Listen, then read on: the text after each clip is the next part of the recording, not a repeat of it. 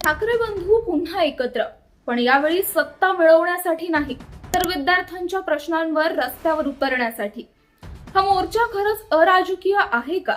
आणि राज ठाकरेंनी पोलिसांबद्दल केलेलं विधान आता नव्या चर्चेला का तोंड फोडतंय? हा व्हिडिओ शेवटपर्यंत नक्की पहा, कारण या संपूर्ण प्रकरणामागची राजकीय आणि सामाजिक बाजू समजून घेणं खूप महत्वाचं आहे. नमस्कार, मी सृष्टी आणि आपण पाहताय मराठी मंडळी.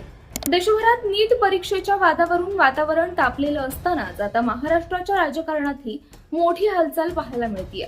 विद्यार्थ्यांच्या आंदोलनाला पाठिंबा देण्यासाठी ठाकरे बंधूंनी तिरंगा मोर्चाची घोषणा केली असून या मोर्चाकडे संपूर्ण राज्याचं लक्ष लागलंय.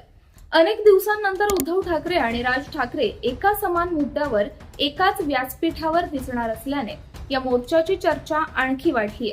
मोर्चाच्या काही तास आधी राज ठाकरे यांनी मनसैनिक आणि शिवसैनिकांना उद्देशून एक महत्त्वाचं आवाहन केलं.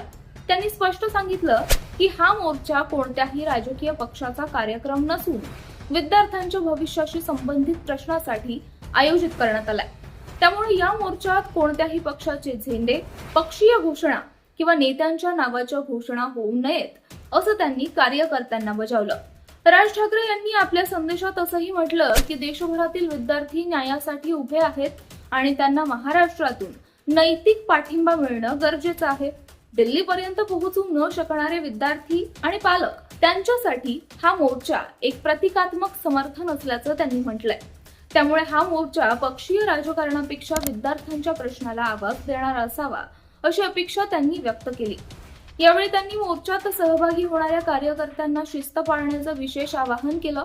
कोणत्याही प्रकारचा गोंधळ, वाद किंवा चिथावणीखोर घोषणा टाळण्याच्या सूचना देण्यात आल्या. विशेषतः महिला, विद्यार्थिनी आणि पालक यांची सुरक्षितता ही प्रत्येक कार्यकर्त्याची जबाबदारी असल्याचं त्यांनी स्पष्ट केलं.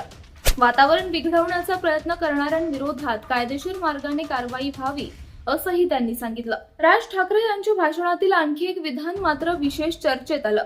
त्यांनी असा विश्वास व्यक्त केला की महाराष्ट्र पोलीसही विद्यार्थ्यांच्या भविष्याचा प्रश्न समजून घेत आहेत आणि शांततापूर्ण आंदोलनाला सहकार्य करतील.